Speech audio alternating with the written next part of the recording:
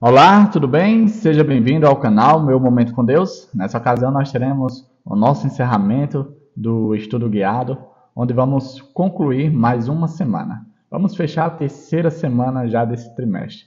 E nós temos aprendido bastante coisa sobre o Evangelho de Marcos, que é o tema geral do estudo da lição desse trimestre. Hoje nós vamos fazer um apanhado geral, um pequeno resumo do que a gente viu durante todos esses dias da semana. Se você quiser ter um estudo mais aprofundado, mais detalhado, está aí a playlist à sua disposição, onde nós a cada dia estudamos tema a tema e até uma recomendação que eu faço a você. Não deixe para estudar tudo na sexta, né? Não deixe para ver o resumão na sexta. Estude diariamente, tenha um encontro com Deus todos os dias. Ele quer falar ao seu coração, assim como tem falado ao coração de cada um de nós que tem estudado todos os dias. Então, que você possa, vamos dizer assim, buscar com mais insistência. Eu reconheço, eu sei que é difícil às vezes. Às vezes você olha assim e diz, não, hoje eu não quero saber de Bíblia. Mas sabe, nesses dias, a Bíblia vai fazer uma diferença enorme na sua vida. Porque é nos momentos em que nós não queremos, que nós mais precisamos. Então, desejar o Santo Espírito possa falar aos nossos corações. Antes de nós vermos o que foi apresentado dia a dia e depois fecharmos com chave de ouro o estudo complementar na sexta-feira, o estudo adicional, eu quero convidar você a fechar seus olhos e juntos orarmos ao Senhor. Vamos orar juntos então? Senhor Deus, estás nos céus, muito obrigado, Senhor. Obrigado porque a tua infinita misericórdia ela se renova todos os dias. E pela tua graça nós concluímos mais uma semana. Que nessa ocasião nós possamos trazer à memória tudo aquilo que foi apresentado e ensinado a cada um de nós dia após dia. E que nós possamos sempre lembrar dos teus ensinamentos, para assim vivê-los todos os dias da nossa vida e assim trazer alegria e glória ao teu coração. Perdoa os nossos pecados, Senhor. Dá-nos a tua paz, dá-nos a tua presença, em nome de Jesus Cristo. Amém. Pois muito bem, o tema do nosso estudo ali, começando de sábado, que foi o tema da semana, foi controvérsias. E o texto para a nossa memorização está lá no livro de Marcos, capítulo 2, verso 27 e 28, que diz assim: E Jesus acrescentou: O sábado foi estabelecido por causa do homem, e não o homem por causa do sábado. Assim, o Filho do Homem é Senhor também do sábado. Ou seja, já com base nesse verso, uma das controvérsias que nós meditamos durante essa semana foi exatamente a ideia equivocada que muitos têm acerca do mandamento do sábado. O que pode ou não fazer no sábado, como é que deve ser observado esse dia de sábado, quais são as proibições, será que existe alguma proibição no dia de sábado? Ou seja, naquela época, as pessoas já têm uma ideia equivocada acerca do sábado. E aí eu te pergunto, como será que está hoje? Será que não está da mesma forma? As pessoas têm uma ideia errada a respeito do sábado? Uma das coisas que Jesus veio fazer quando ele veio a esse mundo, além de procurar o que estava perdido, ou seja, a mim e a você, ele também veio desmistificar, ele veio trazer a verdadeira, vamos dizer assim, certeza, a verdade acerca de temas que estavam sendo tratados de maneira leviana, de maneira errada, pelo seu povo. E um desses temas foi acerca da verdade do sábado. No dia de sábado, a gente viu que ele trouxe ali uma espécie de ideia do que iria ser apresentado durante a semana. E uma das coisas que foi mostrada é que nós iríamos ter acesso a contextos como, por exemplo, a cura do paralítico, que foi levado ali por seus 4 amigos e descido ali por meio do telhado. Essa história é bastante conhecida por nós. Teve também ali a história do chamado de Levi, também conhecido como Mateus, o cobrador de impostos, o publicano, em que Jesus foi para a sua casa e ali teve um momento, vamos dizer assim, descontraído, um momento de lazer, um momento festivo, porque de fato a ocasião pedia-se a festa. E por conta disso Jesus foi alvo de acusação, pelos religiosos da época. Teve também a história ali em que Jesus estava cercado por uma multidão e a sua família julgou que ele estava fora de si por algumas atitudes que ele tinha tomado. E também teve a questão da acusação séria, né, que os religiosos fizeram a Jesus, dizendo que a autoridade com a qual ele expulsava os demônios, né, era a autoridade do próprio Beelzebub, né, o maioral, o chefe dos demônios, né? Ou seja, tudo isso foi destrinchado, foi apresentado com uma riqueza em detalhes nos dias da semana. E aí a gente vai avançar no estudo. Eu quero convidar você a ir para o estudo de domingo, né, que teve o tema Curando um Paralítico. Nesse dia de domingo, nós vimos ali a passagem bíblica, né, que foi mencionada essa história, em que Jesus estava em uma determinada casa e que essa casa estava lotada de gente, né? Você sabe que por onde Jesus passava, as multidões iam ao seu encontro. E ali, até mesmo as passagens, né, as portas estavam lotadas de pessoas. Ou seja, não tinha como entrar e também não tinha como sair. E ali, quatro pessoas, quatro amigos, bons amigos, viram que era uma oportunidade única para levar o seu amigo que era paralítico para se encontrar com Jesus, para ter um encontro especial com Jesus. E depois de analisar como eles poderiam viabilizar isso, eles chegaram à conclusão que a única forma seria pelo telhado. Afinal de contas, era o único local onde não tinha gente, né? E ali eles foram, subiram no telhado, levaram o seu amigo paralítico, abriram ali uma brecha no telhado e desceram o seu amigo até o local onde Jesus estava.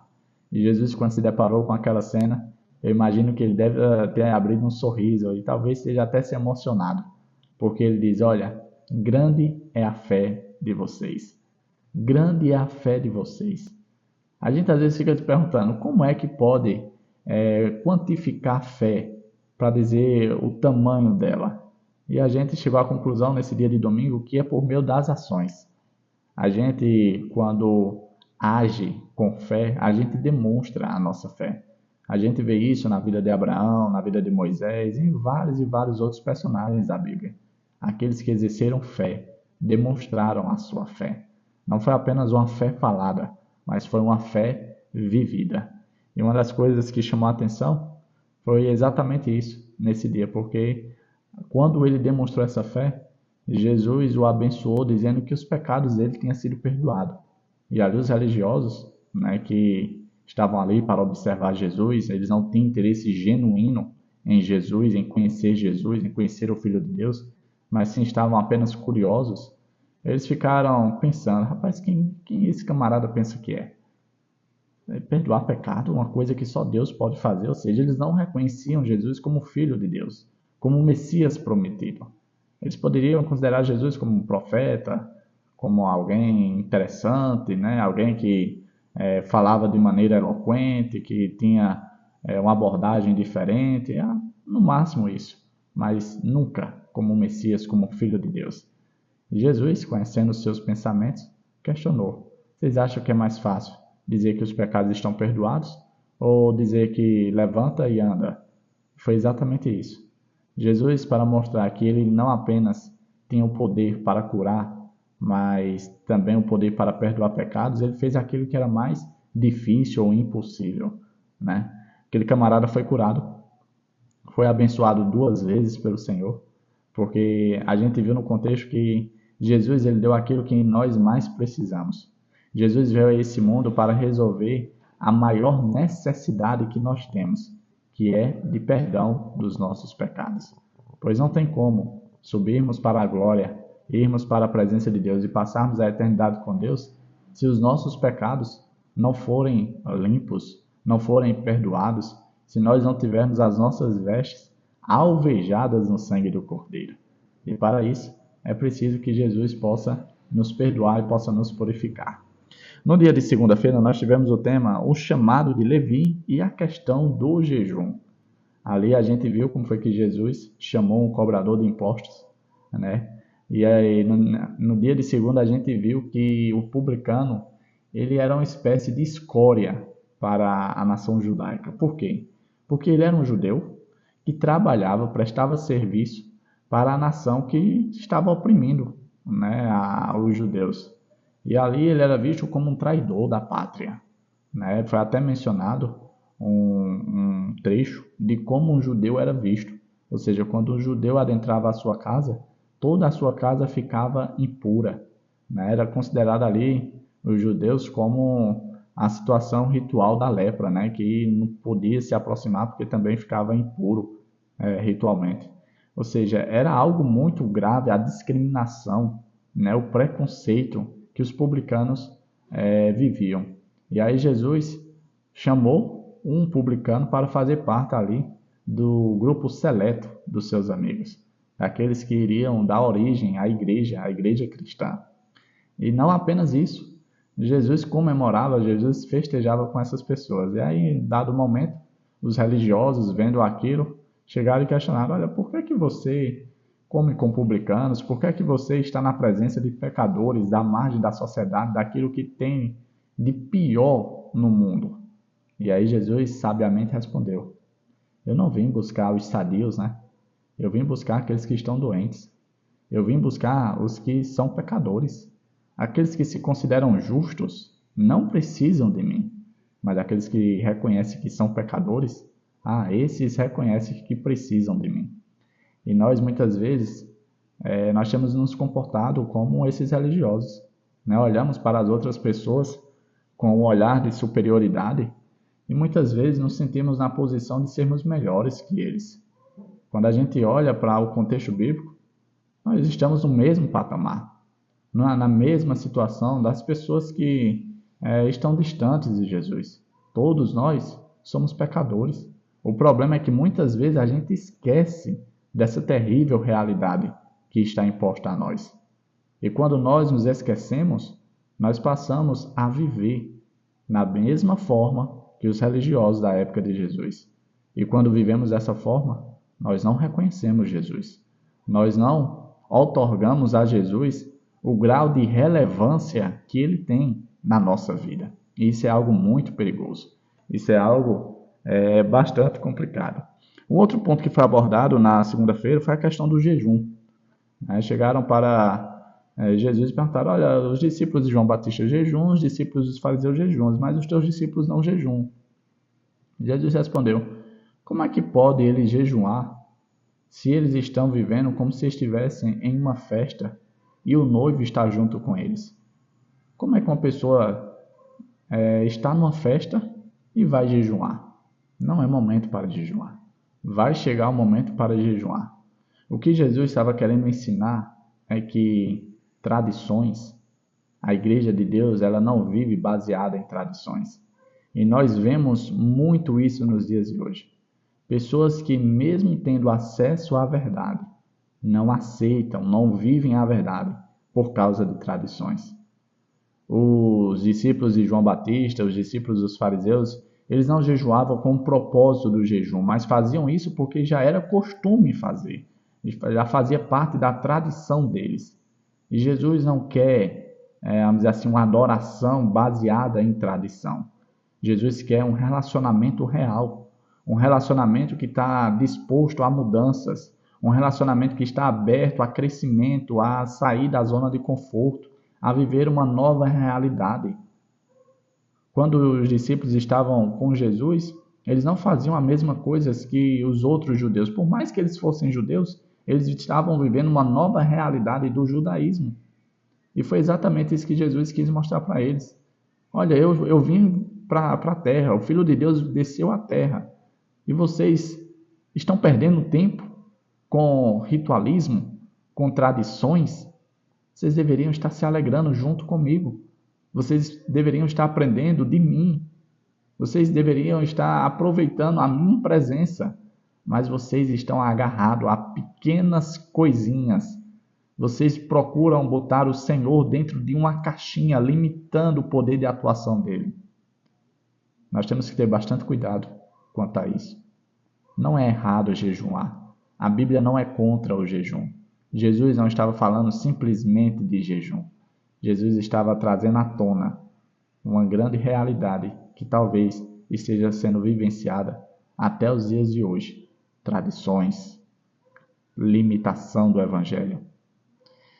No dia de terça-feira, Nós tivemos o tema Senhor do Sábado. Meu amigo, esse tema aqui é bastante interessante, porque até nos dias de hoje as pessoas utilizam desse contexto para dizer que pode fazer o que quiser no dia do Senhor.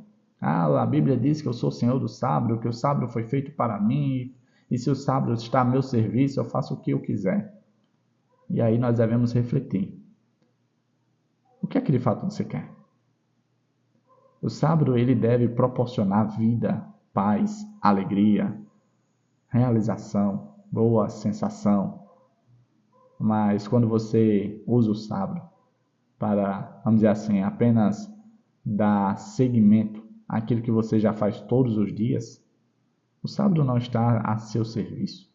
Você é que está a serviço no dia de sábado. E isso é uma diferença bem grande. Usar o sábado a seu serviço ou estar em serviço no dia do sábado. O sábado, de fato, é uma bênção. O povo na época de Jesus, os adoradores de Deus, que, embora, vamos dizer assim, todos eles eram observadores do sábado, eles estavam vivendo o sábado de uma maneira errada.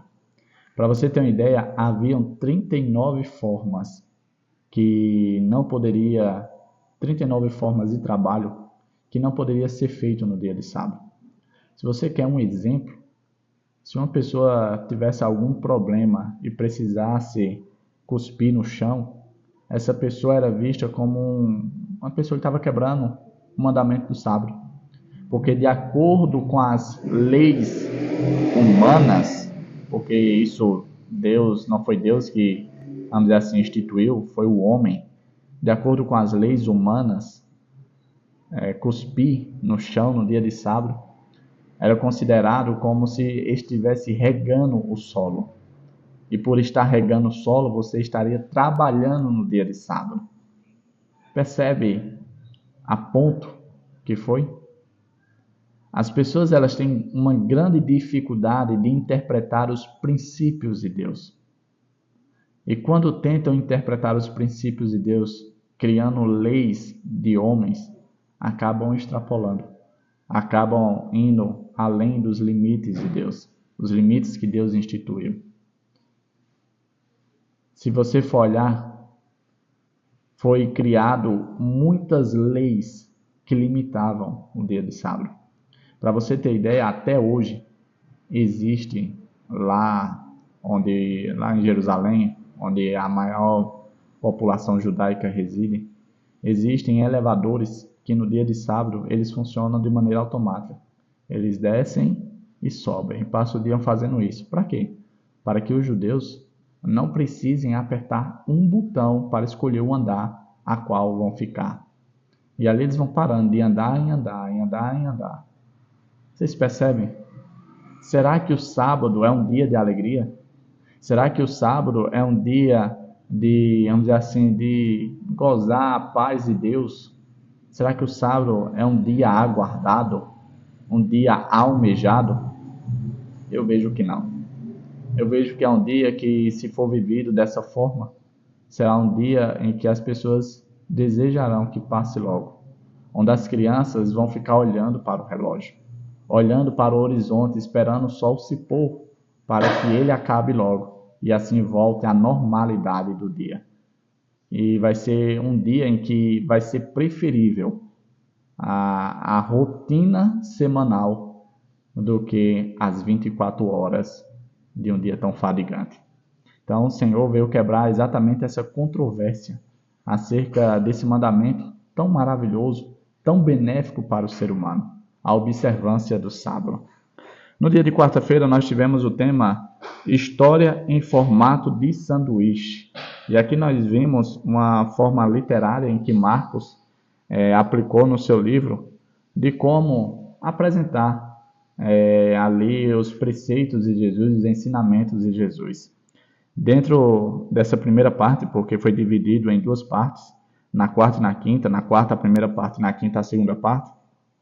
Na primeira parte foi abordado todo o contexto geral e foi se concentrado no aspecto da acusação que os religiosos fizeram de Jesus. Disseram, olha, Tu tem essa autoridade, tu tem esse poder para fazer essas coisas, de expulsar demônios, de curar, de fazer tudo isso, porque tu é aliado a Beelzebul, tu é aliado de Satanás.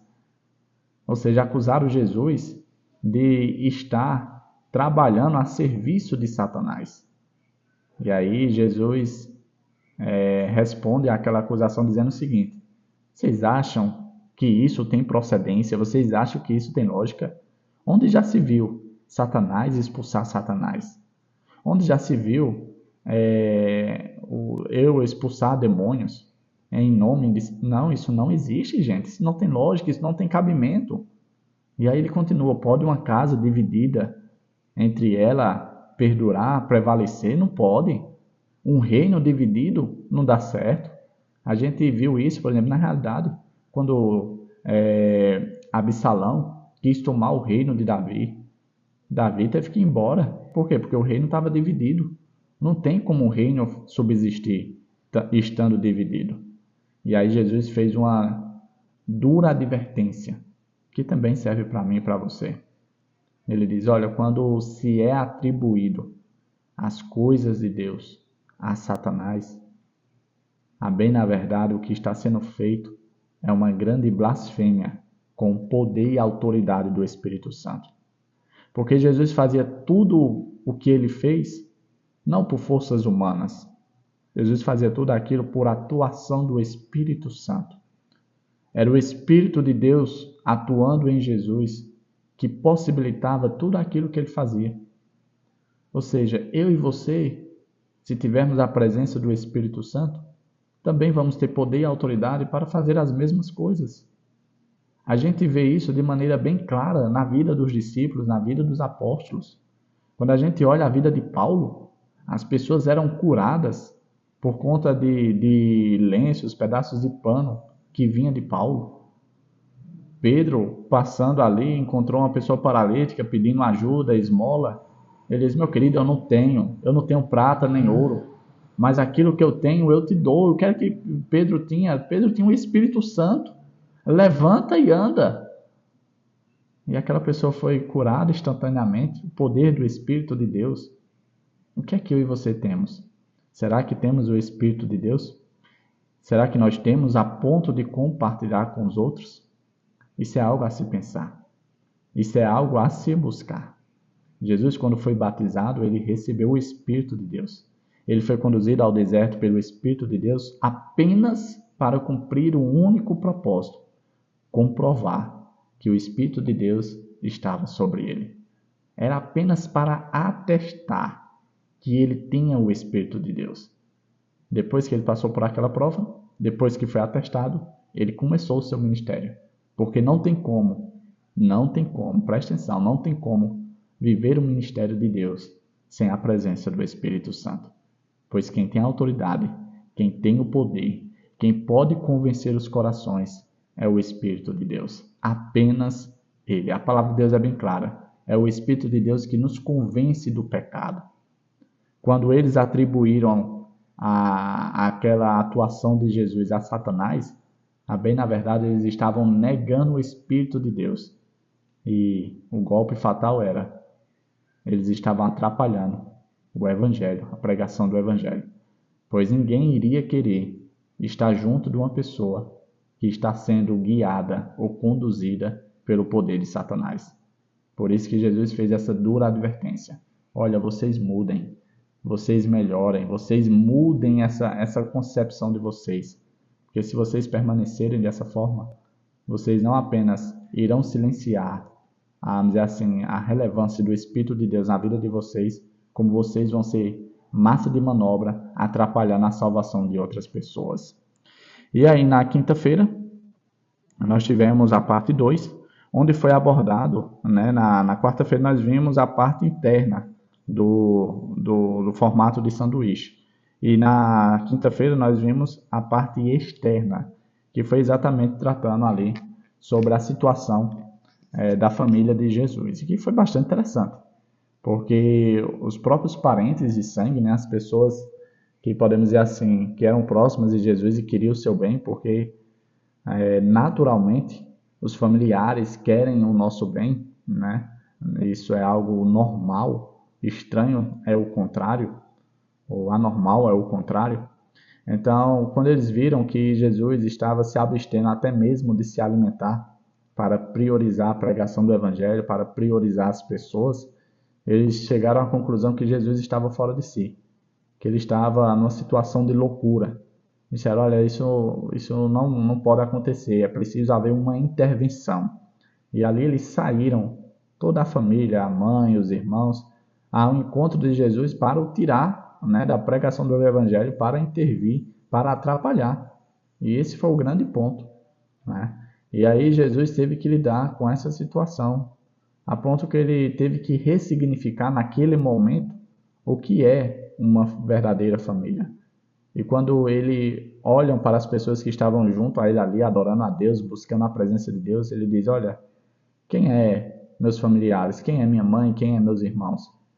Meus irmãos são todos aqueles que fazem a vontade de Deus. Minha mãe é aquela que faz a vontade de Deus.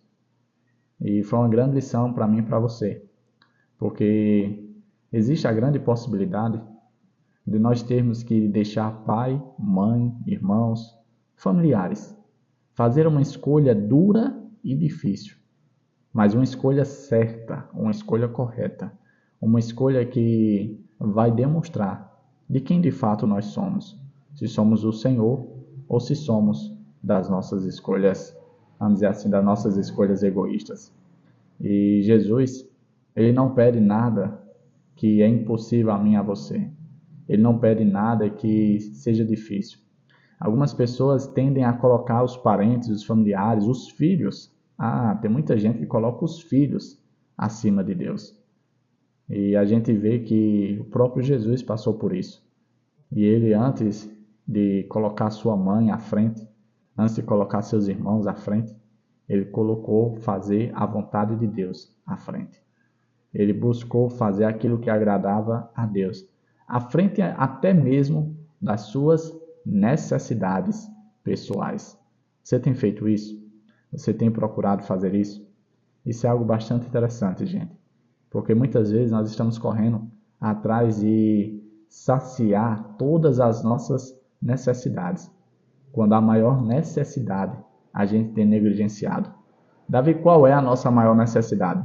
É a presença de Deus, é buscar a Deus, é ter um encontro real com Deus. Enquanto nós estamos passando a nossa vida corrida louca atrás de coisas temporais, coisas que não vão trazer aquilo que tanto precisamos, nós temos perdido a oportunidade de fazer a vontade de Deus. E aí no dia de sexta-feira, o estudo adicional, eu separei aqui 2 pontos para fechar com chave do ouro, né? E o primeiro ponto diz assim, ó: assim, maior era o cuidado que manifestavam por um animal do que por uma pessoa, criada à imagem divina. Isso ilustra a atuação de todas as religiões falsas. Criam no ser humano o desejo de se exaltar acima de Deus, mas o resultado é degradá-lo abaixo dos seres irracionais.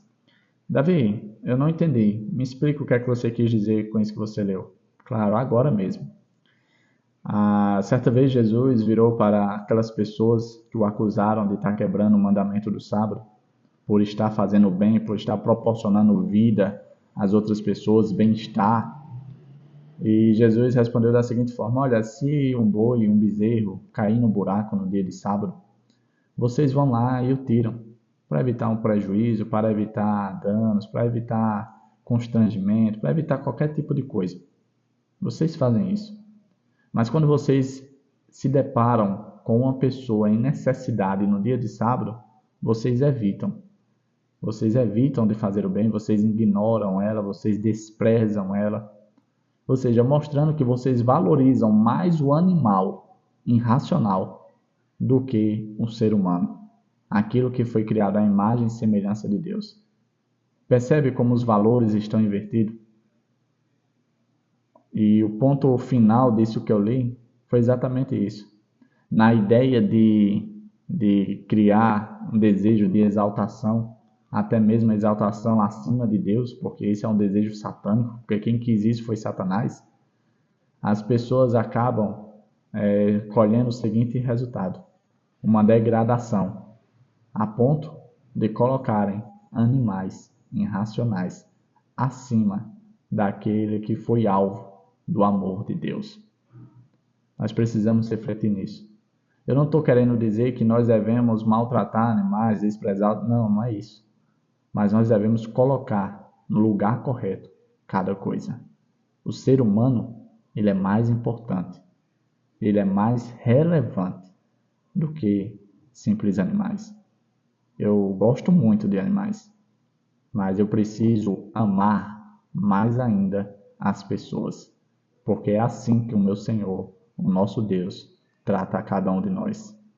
O outro ponto que eu destaquei, e é o último ponto, diz assim: o Evangelho dá alto valor à humanidade, como aquisição do sangue de Cristo, e ensina um amável interesse pelas necessidades e aflições humanas. Você quer viver o verdadeiro Evangelho? Priorize as pessoas. Trate as pessoas como Cristo nos trata e deseje que tratemos os outros. Quando nós estivermos fazendo isso, quando nós formos amáveis, quando nós formos solidários, quando nós formos empáticos, quando nós formos sensíveis à dor do próximo, pode ter certeza que nós estaremos vivendo o Evangelho puro, o Evangelho em essência, o Evangelho de Jesus.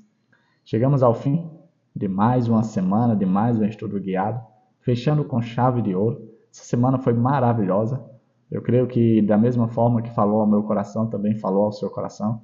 E que nós possamos continuar estudando. Amanhã teremos um novo estudo, uma nova semana, nova diante de nós.